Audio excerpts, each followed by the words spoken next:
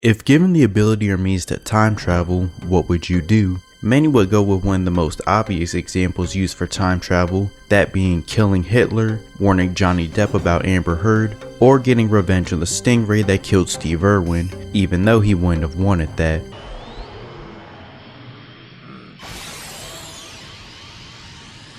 Not so fast.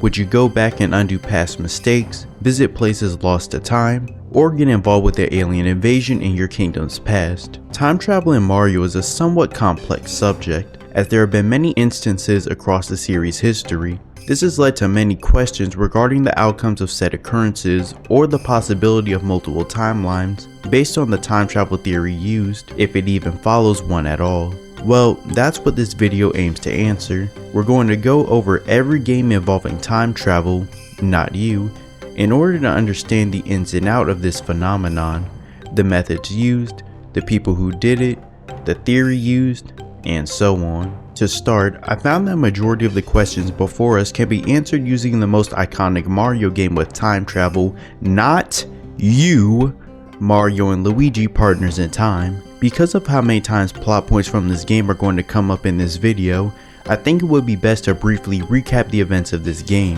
If you want to skip this section, you can skip to the timestamp on screen or use the chapters below. With all that said, let's begin. In the past, an alien species known as the Shroobs set their sight on the Mushroom Kingdom to take over as their new home. On Earth, Baby Mario and Luigi arrive at Baby Peach's castle and save her from Baby Bowser as he attempts to kidnap her, only to be followed by the Shroobs attacking the castle. In the present, Professor Gadd unveils his time machine, which is powered by the Cobalt Star. Peach, Toadco, and Toadbird go with her on a trip to the Mushroom Kingdom's past to test it. When the time machine returns, it's damaged and the alien is found inside with no sign of anyone else. In the garden, a time hole to the past opens up as a result of Gadd's time machine ripping holes in space and time. Mario and Luigi use it to go to the past to rescue everyone, accompanied by Stuffwell, a talking suitcase created by Gadd, to assist them and carry their belongings. After arriving in Holly Jolly Village, the bros are attacked by the Shroobs and off-guarded by a Shroob saucer, only to get rescued shortly after by Baby Bowser in the Koopa Cruiser at Baby Peach's request. Along with the Baby Bros and young Toadsworth, they get shot down by a missile and crash into Baby Bowser's castle, where Mario and Luigi team up with their past selves, find a sparkling shard, and return to the present with young Toadsworth and Baby Peach. Gadd then tells them that the shard is a piece of the Cobalt Star, which has somehow been broken into 6 pieces, and sends them back into the past through a new time hole to find the rest of its parts. They arrive in Toadswood Forest, where they find Toadco strapped to a tree, having her mushroom power called Vim sucked out of her, which is being used as a fuel source for the Shroob saucers. She gets turned into a Shroob mushroom by passing saucers, and the bros go to shut down the Vim factory. After acquiring the second shard, Baby Bowser swipes in, steals them, and runs away with Kamek. After briefly returning to the present, they use another time hole to go to Yoshi's Island, where they meet Kylie Koopa, a journalist, and follow Kamek up the mountain where Baby Bowser is. He swallows the 2 shards when cornered right before they're all eaten by a giant Yoshi-like creature created by the Shroobs called Yub. Inside it, they find Toadbird, who has amnesia, and he shows them a drawing of Peach being attacked by Princess Shroob he made, showing what happened when they arrived in the past. After escaping Yub, Baby Bowser coughs up the Cobalt Star shards and is sent flying off the island. The bros briefly return to the present and use another time hole to Gritzy Desert and sneak into the Koopaceum, where Princess Shroob and a bunch of Shroobs are gathered. Princess Shroob feeds Peach to Petey Piranha and sends the bros falling into Glitzy Caves. There they defeat Petey and recover another shard and rescue Kylie, who had also been eaten, but Peach wasn't inside him. They later find her with a Shroob mushroom attached to her face and take her back to the present. Bowser arrives and attempts to kidnap her, only to fall into a time hole leading to Thwomp Volcano alongside her. The bros follow suit right as the volcano erupts. They retreat and find past Gadd's lab and inform him of the volcano's eruption. Gadd then thinks of a way to douse the volcano's flames, altering his future self's memories, which will lead to present Gadd building a machine that sprays water through the time hole to stop the volcano. Inside, Bowser winds up teaming up with his past self in an attempt to defeat the bros, which fails. Side note, Bowser and Baby Bowser never realize they're the future and past versions of each other respectively. They acknowledge the similarity in looks, but never make the full connection. The two are sent flying out of the volcano, where Bowser lands in the time hole that sent him here, and Baby Bowser lands on top of the Shroop mothership, which comes in and sucks up Princess Peach and the bros. Aboard the ship, Peach reveals that she's actually Princess Shroop in disguise and ambushes them, only to be saved by Kylie Koopa disguised as a Shroop.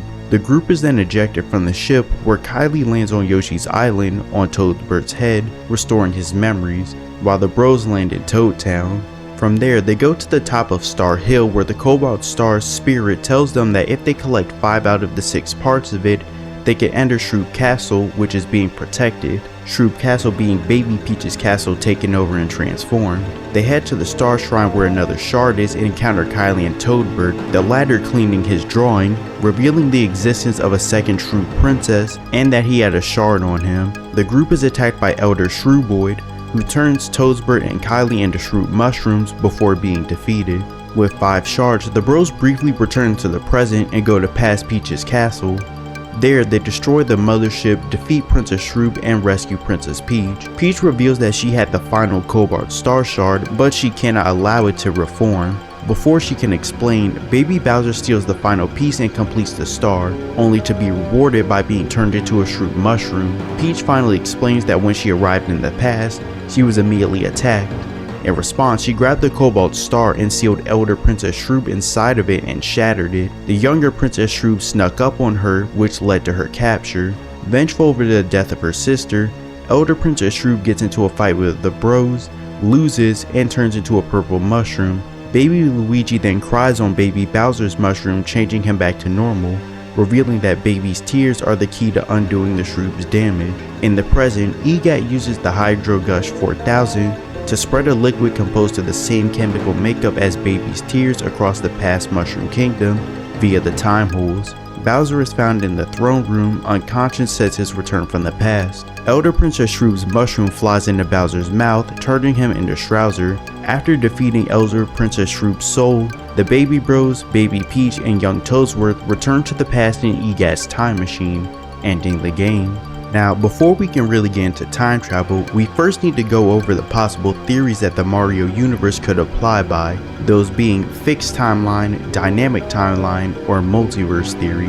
These theories have more to do with the effects time travel has on the timeline, as opposed to the others I haven't mentioned that have more to do with the method of time travel. Fixed timeline theory states that if one were to travel back in time, their actions would not have an effect on the future. In actuality, their actions in the past were already a part of history before they time traveled. For example, if you were to go back in time, kill baby Hitler, and replace him with another baby, that replacement baby would go on to become Hitler and still do the horrible things that he did. To put it simply, everything that has happened will happen because it has. Dynamic timeline theory states that if one were to go back in time and alter the past, it would have a direct impact on the future. This is arguably the most used version of time travel in fiction, so if you were to, and I'm sorry to use this example again, but it's kind of a staple at this point, go back and only kill baby Hitler, it would prevent the Holocaust from ever happening. However, because of how freely the future can be altered,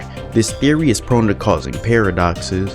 Multiverse theory is the most complicated of the bunch, but I'll try to make it simple. The theory is based on the existence of alternate timelines created whenever we make a decision. For example, say you're driving home and you have to choose between going on the highway or taking the side streets. The decision you didn't choose creates an alternate timeline or reality where you made said alternate decision. When you time travel, you are not doing so in your own timeline. Rather, you enter an alternate reality where your actions are the current truth. Or to put it simply, the past you entered would be another reality's present.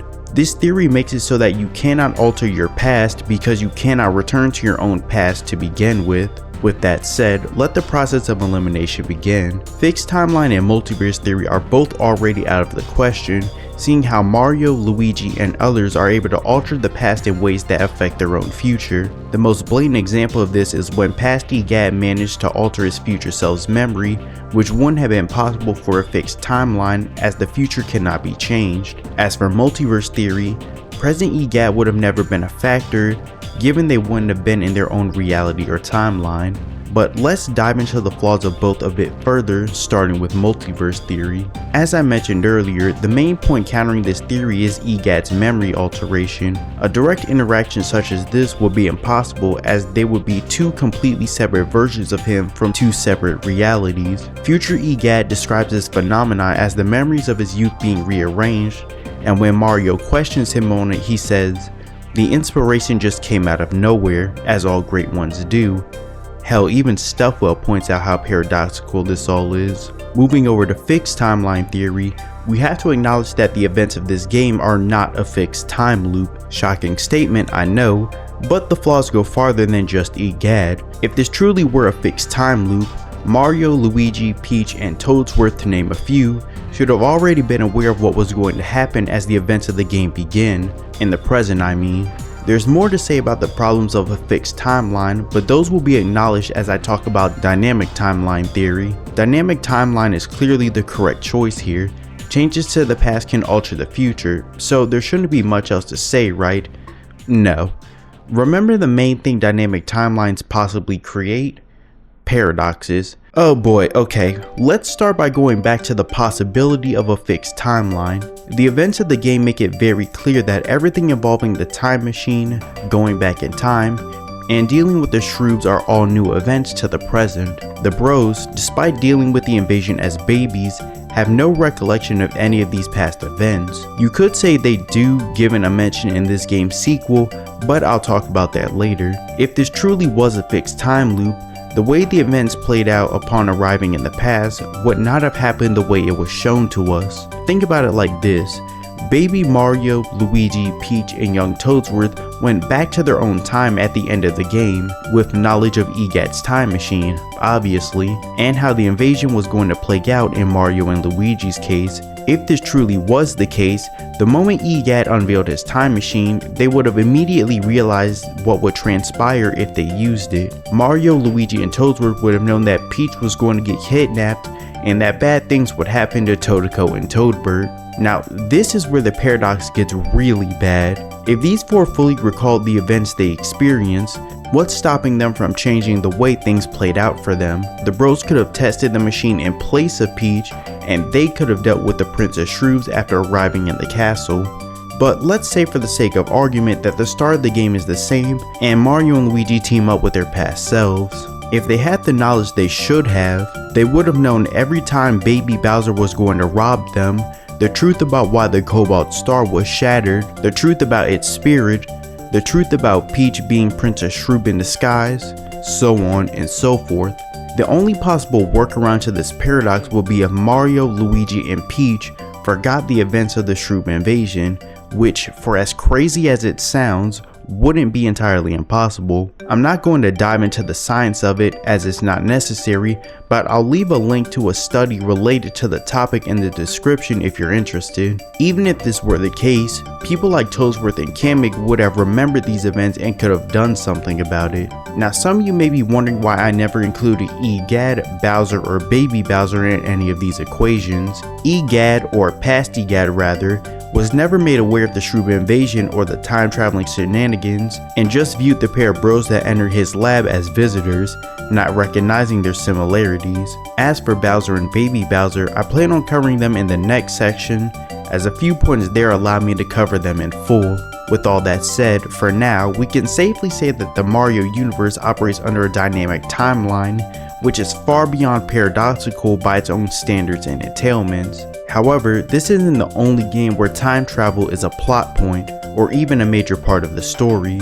But before we can cover that, we first need to address this game's sequel and the questions that can be derived from it, Mario and Luigi, Bowser's Inside Story. I hope you know the story of Inside Story cause I'm not going over all of it. Ain't nobody got time for that. What we're here to talk about is what's under Bowser's castle. While Mario and Luigi don't have to go to Bowser's castle during the story, there are a few things that encourage the player to go there. Namely, the obvious areas that Bowser can't access and a Toad and Toadly clinic. Solving the puzzle to open the freezer and hitting the button will cause 3 shroops to unthaw, leading to a boss fight. Over the course of these events, Mario explains to Starlo that they fought the shroom invasion as babies, with her pointing out that they were likely here because Bowser grabbed some of the survivors and cryogenically froze them. Starlo acknowledges Mario's heroics while writing off Luigi's as ferocious crying, followed by Mario pointing out that Luigi was ultimately responsible for the shroom's defeat before moving on.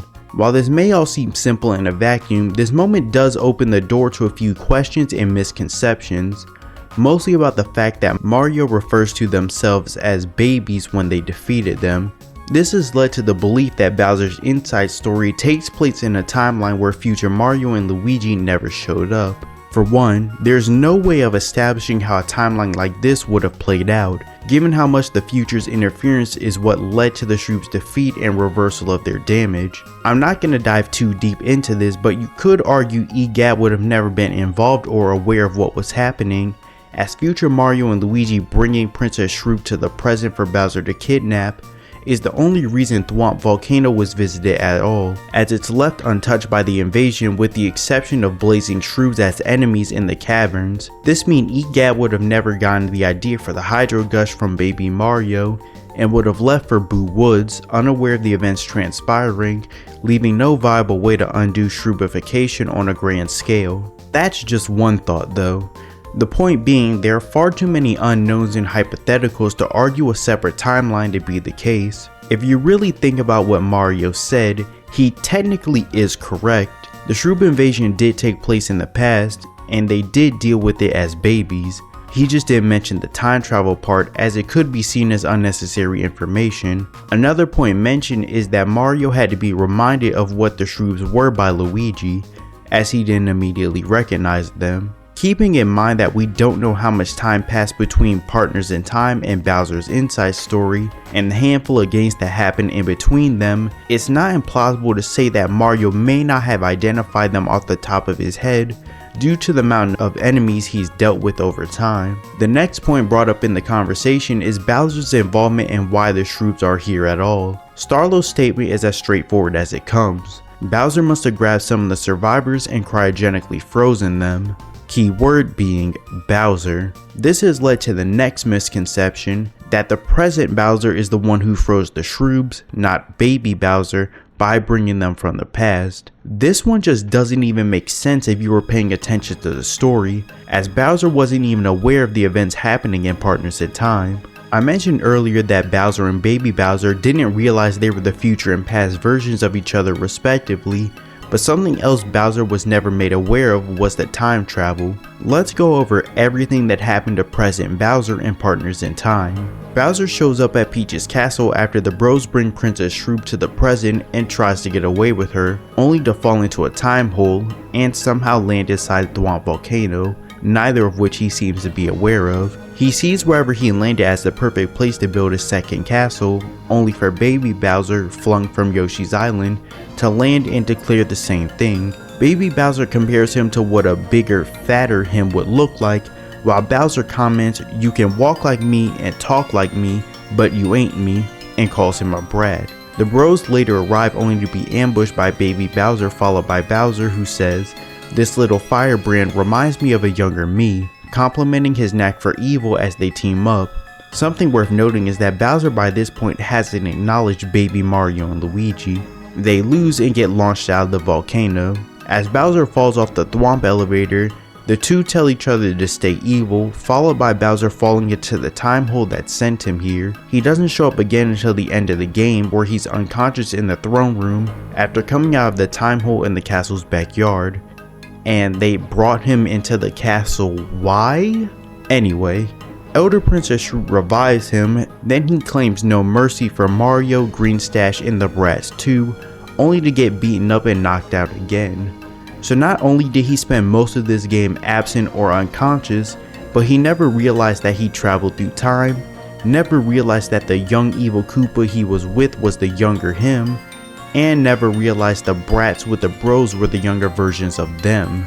So when would he have had the time to do any of this, given he has no idea about anything going on?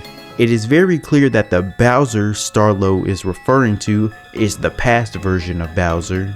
Just like other present characters, he's shown to have no knowledge of the Shroob invasion despite his past self experiencing the events. Not that he would have ever had the chance to in this game. The only time he can interact with a Shroob is in Bowser's Inside Story, where one is in the audience of Fawful's theater and neither will say anything. In Bowser Jr.'s journey, the freezer holding the Shroobs is actually a plot point, as one of the ingredients for Skeleton Formula D is in said freezer. Bowser had Kamek search for Ever Ice at Jr.'s request, only to not want it afterwards, leaving Kamek to put it in the freezer and neither comments on what's in there. Upon arriving, Kamek states that the door was designed to only open for Bowser and Bowser Jr. Clearly they mean open on its own, they don't need to solve the puzzle. Once inside, two Shroobs unthaw and battle begins. They fight and afterwards no one comments on what just happened despite Kamek witnessing the invasion in the past. Interestingly enough, Bowser Jr.'s journey actually confirms that Mario and Luigi canonically went into this room, given that the button was already pressed when Jr. and Co enter. Neat. But the same problem persists with them not showing knowledge that they should have. Though unlike the early examples with Mario and Co, you could give a pass to Bowser and Kamek given how little they had to do with the invasion. Besides the attack on the castle and the Koopa Cruiser, and the stuff with the mothership and Shroob Castle in Bowser's case, neither one of them play a major role worth remembering. As far as they know, the bros solved that problem and they just cleaned up on their end. While Bowser and Kamek do time travel a few times throughout the series, there would be no logical reason for them to go back to the invasion, as there's nothing for them to capitalize on, seeing how they did nothing with the frozen Shroobs. So them not commenting on it, while weird, isn't implausible. The final inside story point are the Shroobs that cameo during the boss fight for Mario and Luigi. In the original version on the top screen, there are a few different types of Shroobs that can be seen frozen. These are Shroids, Junior Shrooboids, Shroobadivers, Commander Shroobs, a RC Shroober that can only be seen if you use the jump helmet, and Elder Princess Shroob. I'm sorry, what? How is this even possible? She was as dead can get when it comes to Mario games. She, for some reason, turned into a Shroob mushroom when she was defeated. She made Bowser eat her, possessed him, and the bros destroyed her soul. If I had a nickel for every time Mario and Luigi destroyed someone's soul, I'd have 2 nickels, which isn't a lot, but it's weird that it happened twice. Any trace of her physical form was destroyed by Bowser's gut check, and she has no soul, so how is she here? This is the final misconception and inside story, which ties back into both points I made. Some people believe that the Shroobs being here is proof that this timeline is one where baby Mario and Luigi dealt with the invasion without the interference of their future selves. By this point, I feel like I've already covered everything that would debunk this interpretation. Not only is there no concrete evidence to suggest how a timeline like this would play out, there's also the fact that the Mario universe doesn't abide by multiverse theory as proven by the Gadd memory paradox. So how can this work? Well, before I answer that, I should address someone else I failed to mention that was frozen in the chamber. You won't find this person in the original though, we'll have to go to the remake for that. Not only is Elder Princess Shroob more visible than in the original, there's also someone new beside her, her twin, the younger Princess Shroob. Huh? Now this almost makes less sense than her older sister being here. Mario and Luigi straight up killed her, and I know that not every enemy that explodes into a sea of stars dies, but if they don't, the game makes that clear, and I feel like the story makes it blatantly clear that she's dead. You can literally see the life fade from her eyes, and her sister makes it clear that she wants to avenge her, and I know that avenging her doesn't have to mean that she's dead. If anything, it would have made more sense for younger Princess Shrew to be the one frozen in the original instead of elder, as the reasoning would have been more solid. The only reason the twin Princess Shrews are here is to serve as a very on-the-nose cameo. In terms of plot relevance, the only Shrews that thaw out, and the ones that got away following the invasion, the basic ones, don't really do anything of worth to the plot. More importantly, there's no possible way to explain how the two Princess Shrews are here, or why one of them was missing in the original, only to show up in the remake with no explanation. I know that some people may not like that answer, but blatant cameos or callbacks are not foreign to Mario games. Okay, we can finally get back to talking about other instances of time travel in the series. These won't take nearly as long to cover. The next major entry is Yoshi's Island DS. The main plot of the game revolves around Kamek and his toadies kidnapping babies and bringing them to a flying castle. A stork manages to save baby Mario and Peach, but Luigi winds up getting taken, and the same clan of Yoshis from Super Mario World 2 Yoshi's Island wind up helping them. Throughout the game, baby DK, Wario, and even baby Bowser winds up tagging along for a bit. Partway through, Kamek kidnaps baby Bowser from his castle and another Kamek, revealing that the future version of Kamek and Bowser are behind this, looking for the 7 star children who possess powerful stars that fell in this time period. Baby Bowser and Bowser being the same person is actually acknowledged. They get into an argument, and Bowser launches his past self out of the castle, with baby Bowser vowing to never forget this, not even for a million years, not even when I'm an old geezer like you. In the meantime, Bowser and Kamek search the babies in their possession to no luck, though Luigi was hiding at the time. Yoshi eventually reaches the castle, defeats Bowser, and saves the babies, ending with the storks returning everyone to their homes, except Wario, who was on a raft with treasure. The post-credits reveal the 7 star children to be Mario, Luigi, Peach, Donkey Kong, Wario, Bowser himself, and a Yoshi who wasn't born yet at the time of the game's events. I just want to point out that to this day, nobody knows who the 7 star children are. In terms of time travel, it's pretty simple. Bowser and Kamek go to the past to find the 7 star children in the time period they were said to have fallen in, as it would make it easier to both take and find them since the babies can't defend themselves. The only thing really unknown is what method Bowser and Kamek used to get back here, but knowing them, it was likely magic. This game creates another unexplainable paradox, as future Bowser should have remembered throwing his past self out of the castle, which despite his decree, he clearly did not. He also would have been aware of the Yoshi clan having some of the babies he kidnapped and his loss to said Yoshis. Next is Yoshi's new island. The story this time around is very simple. Picking up where Super Mario World 2 Yoshi's Island ends, the parents the bros were delivered to were the wrong ones. Kamek attacks the stork again and gets away with Luigi again, leaving Mario to fall to the floating egg island, a second home for the Yoshi clan. The native clan is gathered to figure out what to do about baby Bowser, who's decided to make the island a vacation home. Baby Mario is found by the Yoshis and they decide to help him. You know how the rest goes. Kamek and baby Bowser are defeated, Bowser grows big and loses, and baby Luigi and the stork are rescued. Wait, what's happening?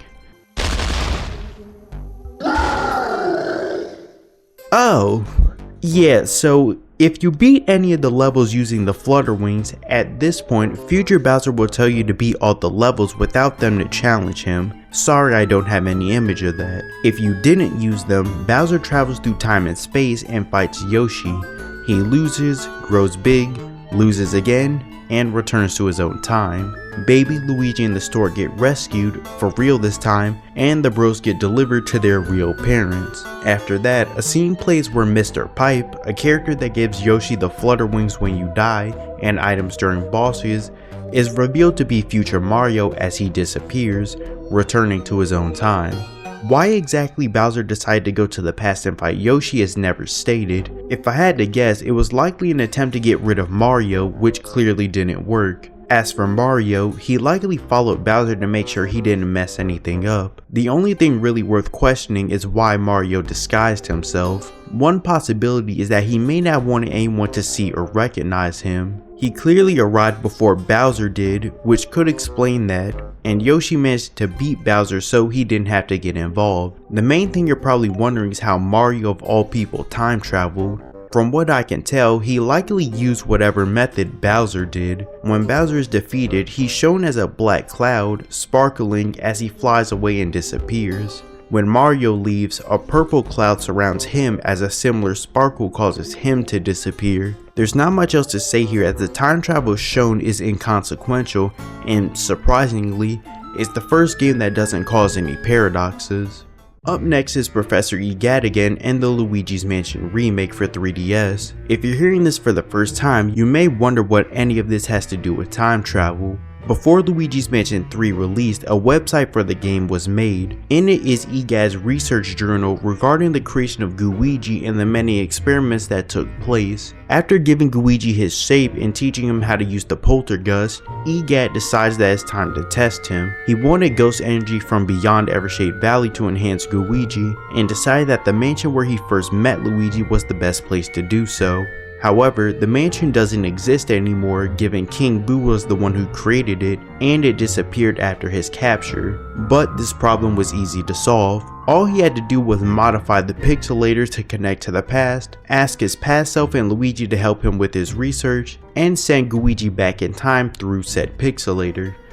Simple. This is how it connects to the 3DS remake, as it's the reason why co-op is an option and Luigi is player 2. Gadd will later recall Luigi from his adventures, stating that he succeeded every test he faced and collected a lot of ghosts for his research. Of all the time travel methods mentioned so far, this has got to be the most creative. What made the man think of using his device for transporting objects and people between screens as a time machine? The baffling science aside, we once again have another paradox that shouldn't exist because of these events. As past Gadd was monitoring and collecting data for his future self, this would have given him knowledge that would have affected his research in the future.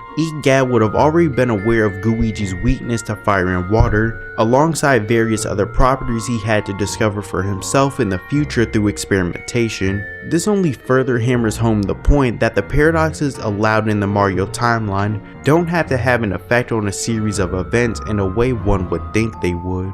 To end off, we have Dr. Crygor's time machine. In WarioWare movie, he unveils his time machine, the Time Obliterator 5.0, and uses it to send himself along with Penny and Mike back in time to see the creation of cave art. The caveman winds up seeing them and uses them as models for new inspiration. In the present, Wario walks by and, to his confusion, sees a new part of the cave art including Dr. Crygor, Penny, and Mike.